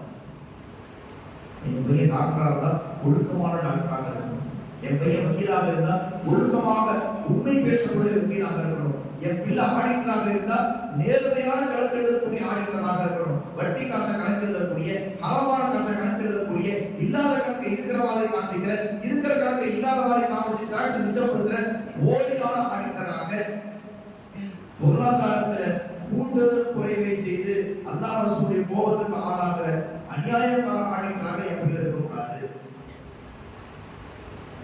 இதெல்லாம் எங்க சொல்லித்தர? எந்த மெடிக்கல் காலேஜ்லயும் ஒழுக்கமா மருத்துவம் செய்ய சொல்லித்தர மாட்டான். எந்த லா காலேஜ்லயும் உண்மையை பேசி கேஸ் போட்டாலும் பரவாயில்ல, நீ தோற்று போனாலும் பரவாயில்ல, உண்மையை பேசி எந்த லா காலேஜ் சொல்லித்தர?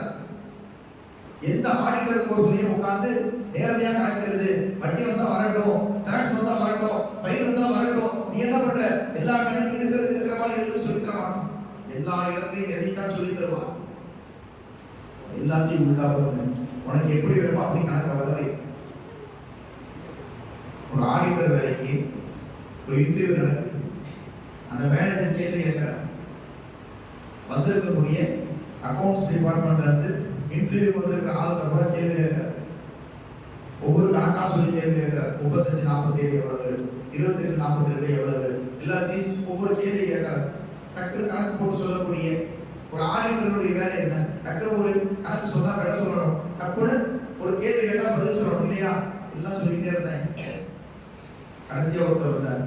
அவரை பார்த்து ஒரு முதலாளி கேள்வி கேட்கிறார். 67 37 எவ்வளவுப்பா அப்படின்னு கேள்வி கேட்ட உடனே பதில் சொல்றதுக்கு பதிலாக அவர் ஒரு கேள்வி கேட்டார். உனக்கு எவ்வளவு வரணும்? 37 67 கூட்டினா அது விலை என்னவோ வரட்டும், அதனுடைய கணக்கு என்னமாவோ இருக்கட்டும், உன் கம்பெனிக்கு இப்ப என்ன பதில் வேணும்னு சொல்ல பதில் நான் வர வைக்கிறேன்னா நீதான ஆடிட்டு உனைக்கான தேடிட்டு தான் கூட்டு அப்பாயின்மெண்ட் கொடுத்தார். இந்த மாதிரி உலகத்தில் உள்ள படிப்புகள் அத்துணையும் எதையாவது செய்து நமக்கு தேவையானதை உருவாக்கி கொள்ள வேண்டும் என்ற குறுக்கு வழியை தான் பெற்றுத்தரும்.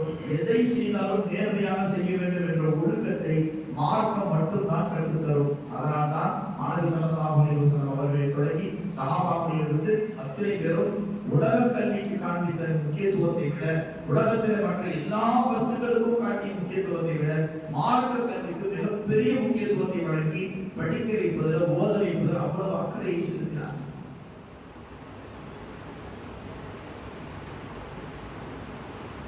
அன்றைக்கு இருந்த பெற்றோர்களும் கூட அந்த அளவுக்கு பிள்ளைகளுடைய மார்க்க விஷயங்களிலே எவ்வளவு மார்க்கத்தினுடைய கல்வி ஞானங்களை தெரிந்து வளர்ந்திருக்கிறார்கள். எவ்வளவு தூரம் மார்க்கத்தினுடைய விஷயங்களை விளங்கி இருக்கிறார்கள் என்பதை எல்லாம் அவ்வப்போது அதை சரிபார்த்துக் கொள்ளக்கூடிய சூழ்நிலைகளிலே இருந்தார். ஒரு ஹதீஸ் நாம் நிறைய கேள்விப்பட்டிருப்போம். பிள்ளைகள் 7 வயது ஆகிவிட்டால் அவர்களை தொழச் சொல்லுங்கள், தொழச் சொல்லி ஆர்வம் ஊட்டுங்கள், தொழுகைக்கு அனுப்புவீர்கள், தொழுகையை பழகிக் கொள்ளுங்கள். 10 வயது ஆகியும் தொழுகாவிட்டால் அடித்து தொழவையுங்கள் என்ற ஹதீஸை நம்ம எல்லோரும் கேள்விப்பட்டிருக்கிறோம். ஆனால் இந்த ஹதீஸுக்கு பின்னால இருக்கக்கூடிய விளக்கத்தை நாம் என்றைக்காவது யோசித்திருக்கிறோமா? ஒரு 7 வயது குழந்தையை தொழுக சொல்ல வேண்டுமானால் முதல்ல தொழுகையில் என்னவெல்லாம் ஓதணுமோ அதை பூரா அந்த 7 வயதுக்கு முன்னாடியே அந்த குழந்தை மனப்பாடம் பண்ணியிருக்கும். அப்பதானே தொழுக சொல்றது ஒரு நியாயம் இருக்கும். அல்ஹம்து சூராவே தெரியாது, அத்தஹியாத்தே தெரியாது. 7 வயதுல தரத்தரன்னு 3 பிரயாசம் நீங்க வச்சு தொழுகுனா என்னத்தை தொழுவோம்? 7 வயதில் ஒருவன் தொழுகைக்கு தகுதியானவனாக இருக்க வேண்டும் என்று மார்க்கம் எதிர்பார்க்கிறார்.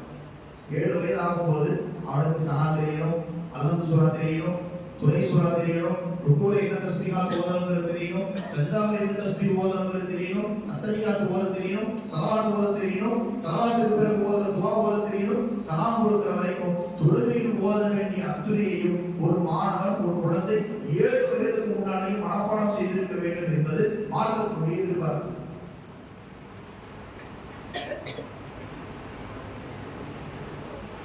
இப்படி மார்க்கத்தினுடைய கல்வியை இளம் வயதிலிருந்தே மிக தெளிவாக 7 வயதுக்கு உள்ள ஒரு மனிதன் தொழுகைக்கு தேவையான சட்டங்களும், தொழுகைக்கு ஓத வேண்டிய துஆக்களும், குர்ஆனுடைய தேவைப்படுகிற சூறாக்களும் மனப்பாடமாக வைத்திருக்கிறார் என்றால் 7 வயதுக்கு மேல் வரக்கூடிய காலங்களில் அதை தாண்டி இருக்கக்கூடிய மற்ற விளக்கங்களை பெற்றுக்கொண்டு வாழ்க்கையினுடைய எல்லா தருணங்களிலும் அது சார்ந்த எல்லா நிலைகளுக்கும் மார்க்கத்தினுடைய தீர்வுகளை அவன் பெற்றுக்கொள்வதற்கு தகுதியானவனாக வளருவான் என்பதுதான் 7 வயதில் ஒரு பிள்ளையை, 7 வயதில் ஒரு குழந்தையை தொடச் சொல்வதற்கு பின்னணியில் இருக்கக்கூடிய அவசியம்.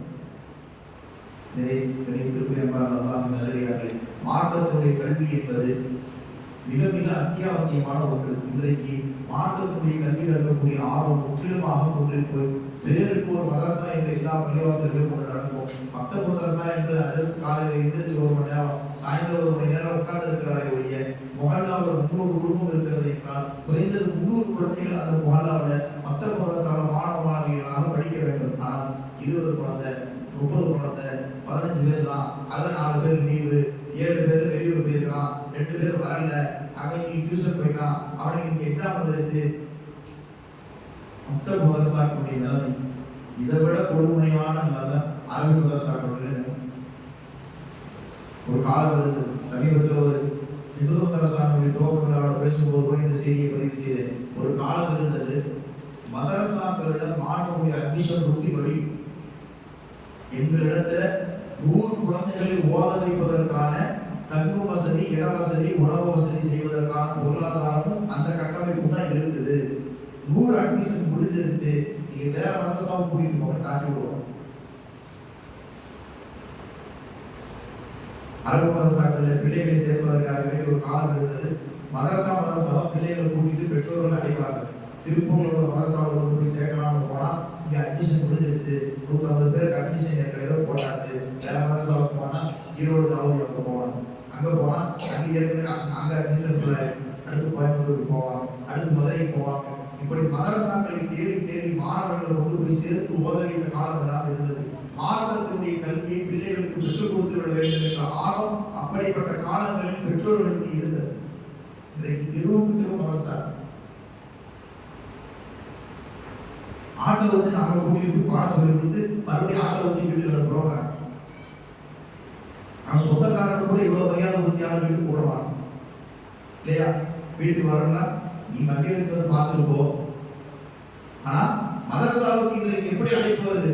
நாங்க வண்டி ஏற்பாடு செய்யறோம், ஆட்டோ வரும், வாகனம் வரும், ஸ்கூலுக்கு ஃபீஸ் கட்டி அழுகிறது இல்லாம ஸ்கூல்ல பஸ் ஃபீஸுக்கு தனியா ஒண்ணு கட்டி அனுப்பி படிக்க வைக்கிறோம். மதரசாவோட சூழ்நிலை எப்படி இருக்கு? மதரசாவில் நாங்க ஸ்பான்சர் பிடிச்சி ஒரு ஆட்டோ ரெடி பண்றோம், ஆட்டோவுக்கு நாங்க காசு கொடுத்துக்கிறோம், வீட்டு வாசல்ல வந்து ஆட்டோ அடிக்கும், பிள்ளைகளை மதரசாவுக்கு அனுப்ப வேண்டிய பிள்ளைகளை போற ஆட்டோவில் ஏற்றி விடுங்க, கொண்டு வந்து இங்க இறக்குவாங்க, பாட சொல்லி கொடுத்து மறுபடியும் அதே ஆட்டோவில் பத்திரமா ஏற்றோம், கொண்டு வந்து வீட்டுல இறக்கி விட்டுருவாங்க. உங்க பிள்ளைங்க ஓதலாம் மட்டும் போதுங்கிற நிலைமைக்கு இன்றைக்கு மதரசாக்கள் திறந்து வைக்கப்பட்டிருக்கிறது. ஆனால் ஓதுவதற்கு ஆறு.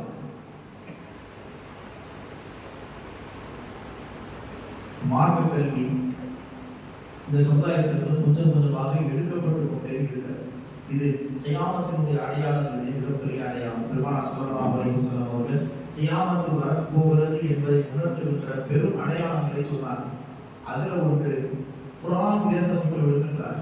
உடனே சஹாபாக்கள் யாரும் சொல்ல குர்ஆன் உயர்த்தப்பட்டுனா என்ன அர்த்தம் எங்களுக்கு விளங்கலையே. பெருமானார் ஸல்லல்லாஹு அலைஹி வஸல்லம் சொன்னார்கள், குர்ஆனுடைய விளக்கங்கள், குர்ஆனுடைய வாழ்க்கை, குர்ஆனுடைய தொடர்பு இந்த சமுதாயத்திலிருந்து எடுக்கப்படும்.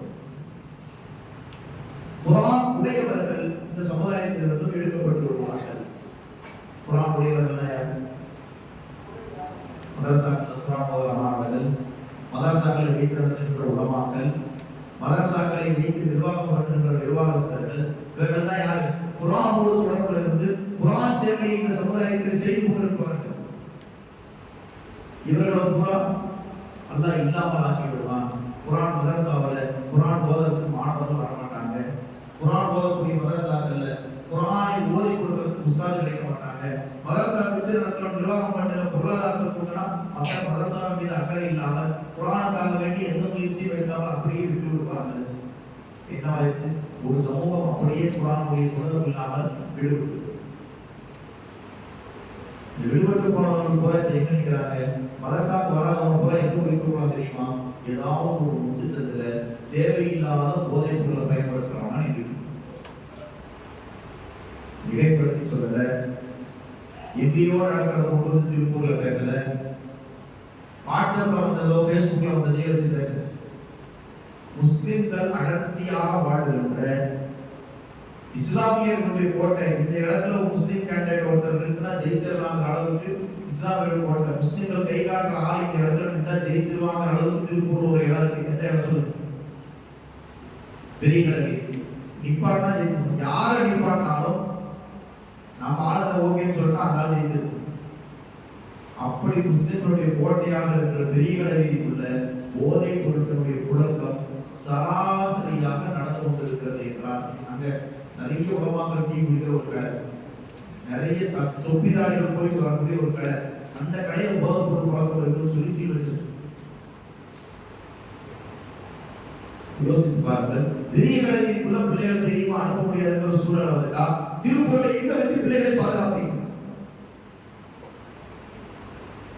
அது நம்ம மோனா இருக்கிற இடமே தெரியாம இருக்கிற அளவுக்கு எல்லாம் ஒரு மறைவான இடத்துல ஒரு மோனா ஆபத்தாக்கி இருக்கிற இங்க இருக்கிறோம். இங்க வரக்கூடிய வழிகளுக்கு இடையில எத்தனை இடத்துல எவ்வளவு அநியாயம் நடக்குது யாருக்கு தெரியும்?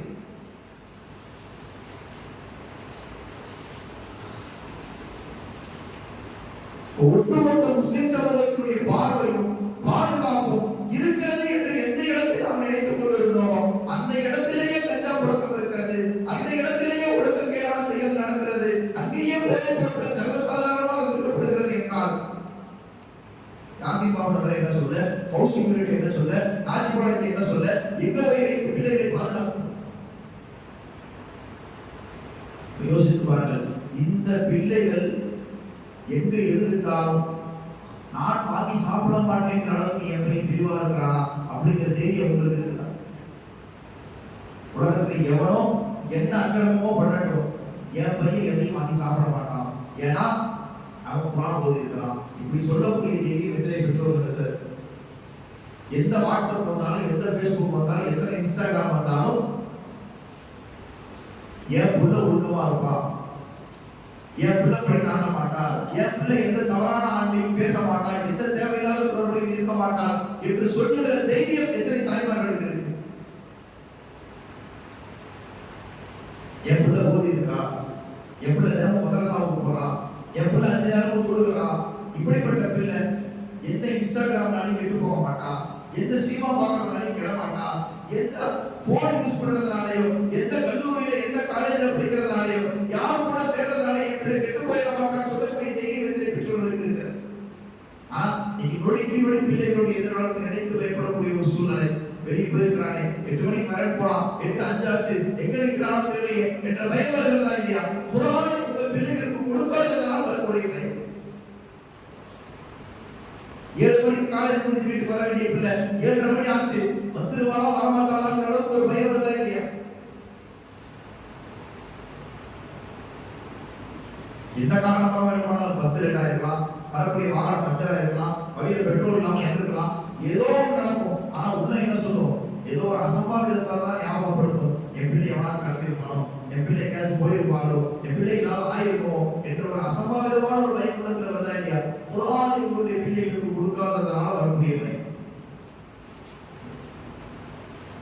எனவே கண்ணியத்திற்குரிய அன்பார்ந்த அல்லாஹ்வின் நல்லடியார்களே, எப்படிப்பட்ட மோசமான சூழ்நிலையாக இருந்தாலும் என் மகன் குர்ஆன் உடையவன், அல்லாஹ் ரசூலை பற்றி தெரிந்தவன், தொழுபவன், ஓதுபவன், இறையச்சமுடையவன், நோன்பாளி, தப்பு தவறுகளை செய்ய மாட்டான் என்று தைரியமாக இருக்கக்கூடிய அளவுக்கு உங்களுடைய பிள்ளைகளை நீங்கள் வளருங்க.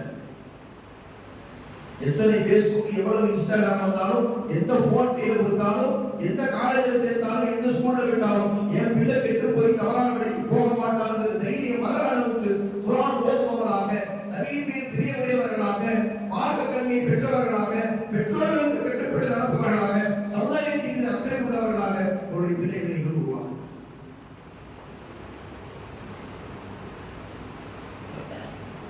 அப்படிப்பட்ட ஒரு இளைய தலைமுறை உருவாகுவதை வைத்துத்தான் வரக்கூடிய காலங்களில் இஸ்லாம் எப்படி நடைபெற போகிறது என்பதை தீர்மானிக்கின்ற ஒரு வழிகாட்டுதல்களாக அதுவெல்லாம் இருக்கும்.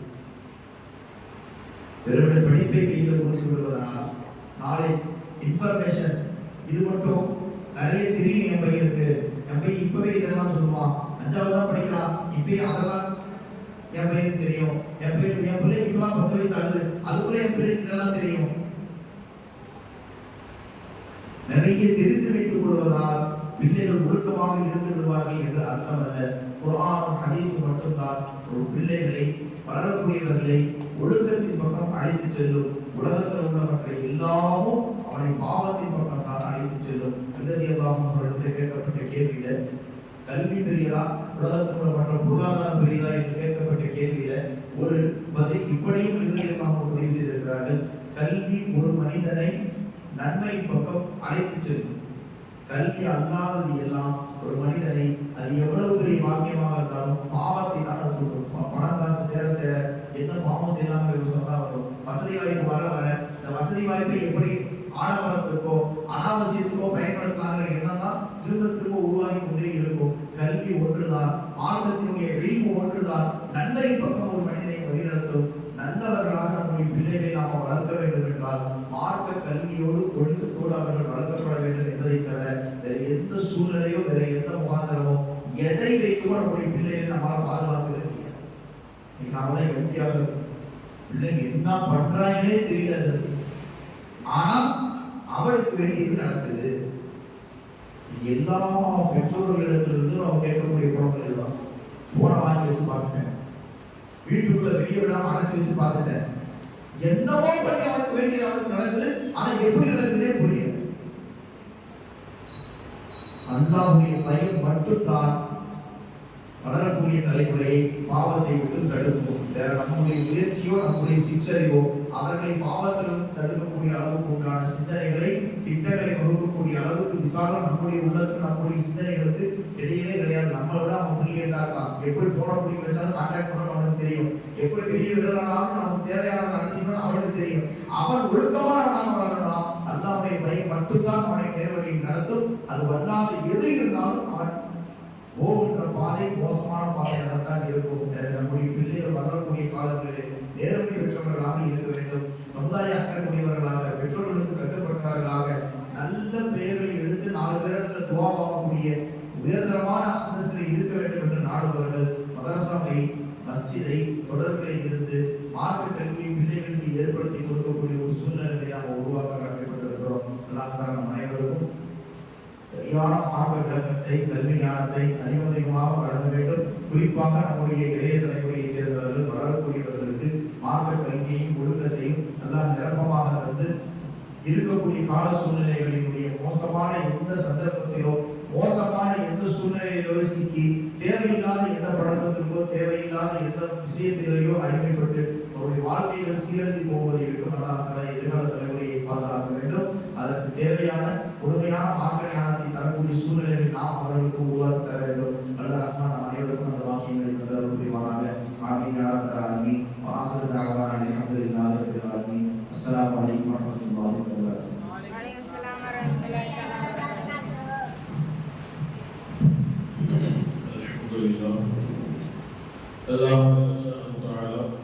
சந்தவர்களுடைய இந்த பேச்சை கபூல் செய்வானாக. வேண்டதன்படி அமல் செய்கின்ற தௌஃபீக்கை அல்லாஹ் நம் அத்துணை நபர்களுக்கு தந்தல் புரிவானாக. இன்ஷா அல்லாஹ் நாளை விமர்சனங்களை வென்றெடுத்த வல்ல நபி என்ற தலைப்பில் இன்ஷா அல்லாஹ் நான் பேச இருக்கிறேன். பார்த்தார்கள் அனைவரும் வகையிலிருந்து சிறப்புக்குமாறு கேட்டுக்கொள்கிறோம். ஹஸரத்தினுடைய துஆவோடு மஜ்லிஸிலே பெறும் துஆ முடிந்தவுடன் இஷாரா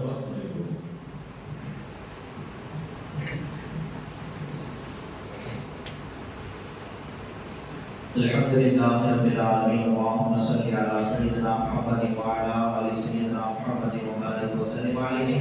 اللهم اغفر لنا ذنوبنا وخطايانا كلها يا رب العالمين. اللهم اكفنا بحلالك عن حرامك واغننا بفضلك عمن سواك. لا حول ولا قوة الا بالله العلي العظيم.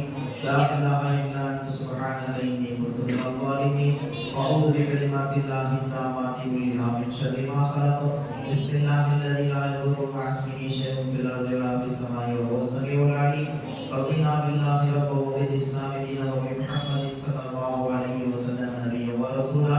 رضينا قسمة الجبار فينا لنا علم وللجهال مال. ربنا آتنا في الدنيا حسنة وفي الآخرة حسنة وقنا عذاب النار. رب ارحمهما كما ربياني صغيرا. وصلى الله وسلم على خير خلقه سيدنا محمد وعلى آله وأصحابه أجمعين برحمتك يا أرحم الراحمين. والحمد لله رب العالمين.